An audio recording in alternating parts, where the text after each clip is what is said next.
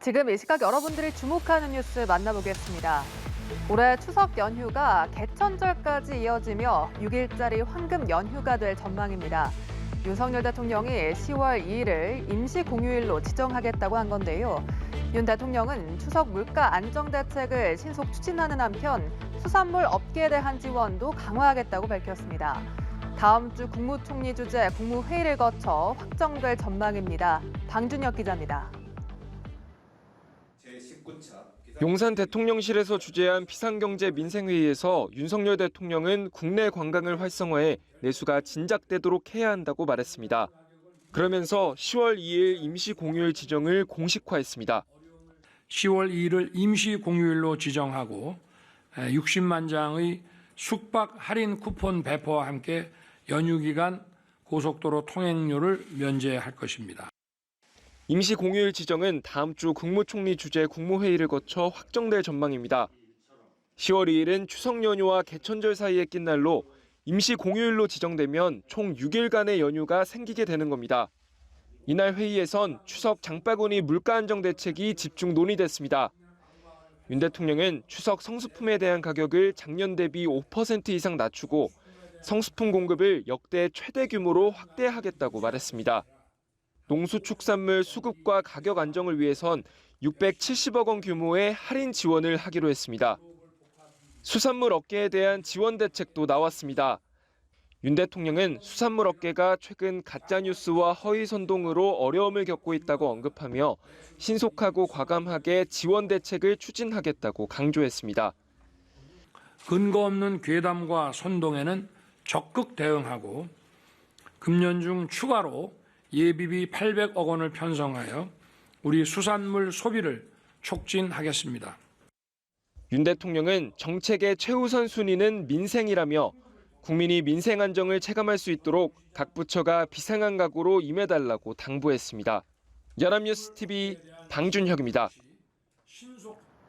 최근 제12호 태풍 기러기까지 만들어지면서 한반도 남쪽 바다에선 3개의 태풍이 활동하고 있습니다. 당장 영향을 주는 건 제11호 태풍 하이쿠인데요. 가을 장마에 수증기를 불어넣으면서 내일부터 제주와 영남 등에 집중호우가 쏟아지겠습니다. 기상청은 백중사리 기간에 태풍들이 지나간다며 당분간 만조시 저지대 침수 등에 대비해달라고 당부했습니다. 김동혁 기자입니다.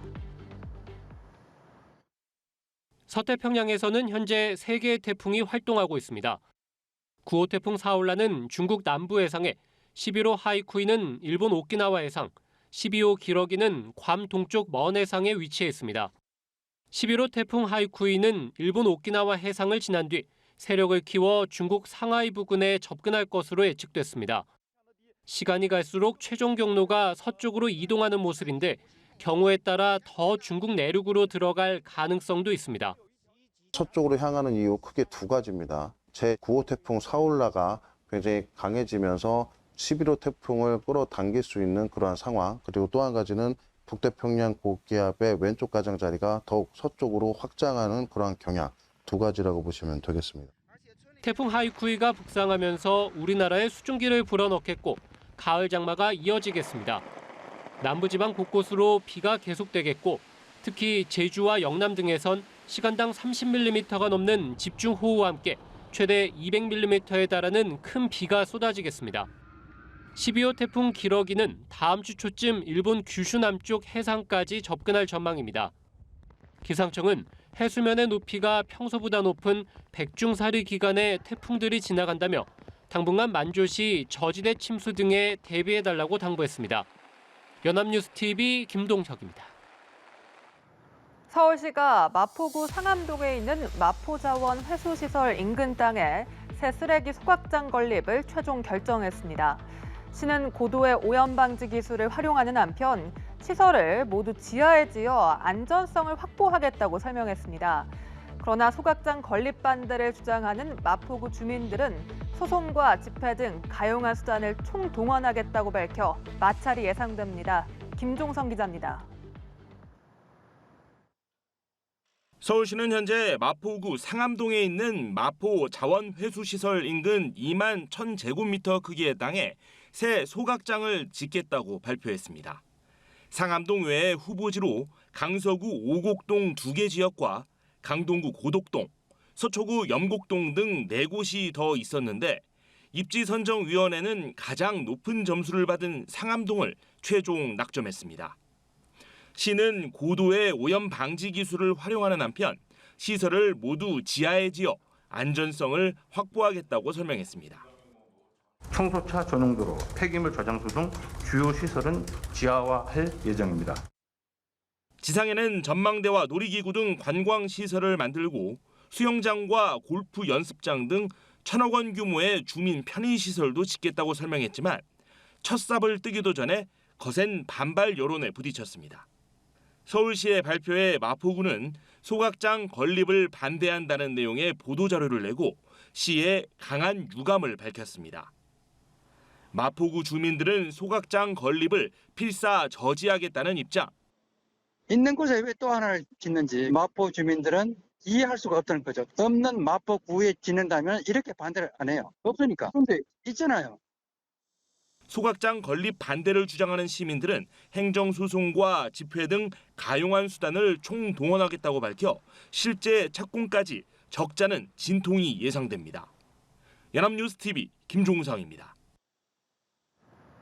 분당 흉기 난동범 최원종에 몰던 승용차에 치여 숨진 고 김혜빈 양의 발인식이 오늘 열렸습니다. 고인의 아버지는 어릴 때 불러주던 자장가라며 애국가를 불러 모두를 오열케 했는데요.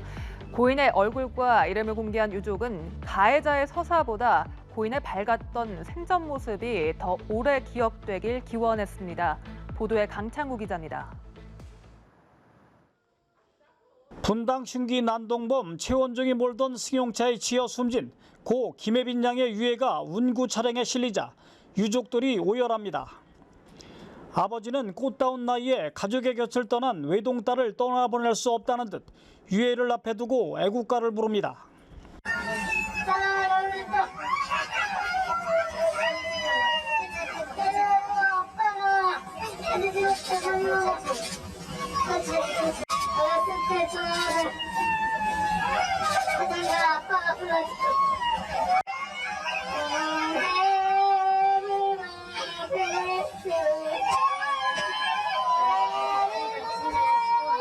어머니는 애국가를 부르는 아버지의 등을 치며 나무라다 함께 웁니다.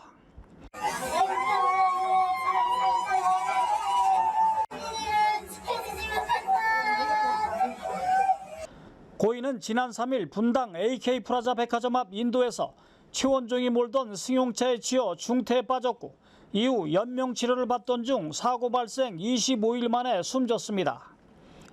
당시 학원에서 아르바이트를 한 뒤 집으로 돌아오는 길이었습니다. 친구들은 늘 밝고 긍정적인 성격의 미대생이었다고 고인을 추억했습니다.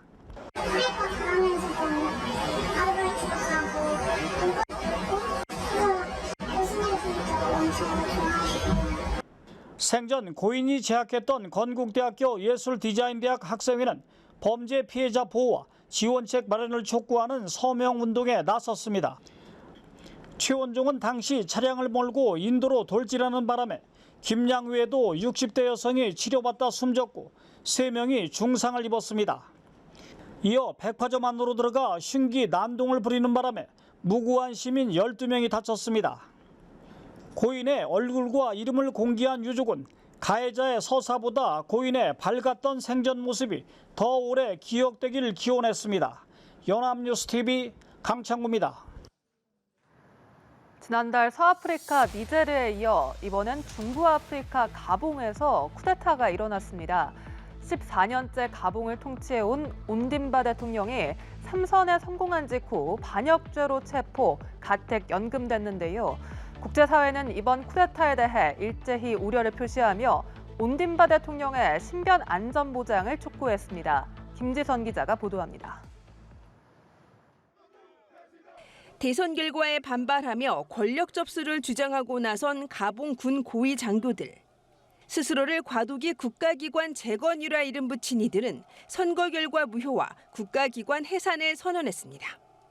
Ce jour, 30 août 2023, nous, forces de défense et de sécurité, réunis au sein du Comité pour la transition et la restauration des institutions, CTRI, au nom du peuple gabonais et garant de la protection des institutions. 3선에 성공한 직후 반역죄로 체포돼 같은 연금된 온딘바 대통령은 국제사회에 도움을 청했습니다. I'm Ali Bongo Ondimba, President of Gabon, and I'm to send a message to all the friends that we have all over the world to tell them to make noise, for the people here have arrested me and my family. My son is somewhere, my wife is in another place, and I'm at the residence. 온딘바 대통령은 42년간 장기 집권한 아버지에 이어 2009년부터 14년째 가봉을 통치해온 인물. 재선 당시 부정선거 논란에 이어 이번에도 투표 전후 방송과 인터넷이 끊기고 야간 통금이 실시되는 등 선거의 투명성에 의문이 제기됐습니다. 수도 리브르빌에서는 시민들이 국가를 부르며 쿠데타 지지 시위를 벌이기도 했습니다. 과도 지도자로는 대통령 경호대 출신인 응구마 장군이 임명됐지만 대통령 일가와 마찬가지로 부패 의혹을 받고 있다고 DPA 통신은 전했습니다. 국제사회는 이번 쿠데타에 대해 일제히 우려를 표시하며 온딘바 대통령의 신변 안전 보장을 촉구했습니다. 2019년 수단에서 시작해 사헬 지역을 중심으로 확산하던 아프리카의 쿠데타는 남쪽으로 확장하는 모양새. 로이터 통신은 가봉까지 포함하면 최근 5년간 아프리카에서 8차례 쿠데타가 발생한 셈이라고 짚었습니다. 연합뉴스 김지선입니다.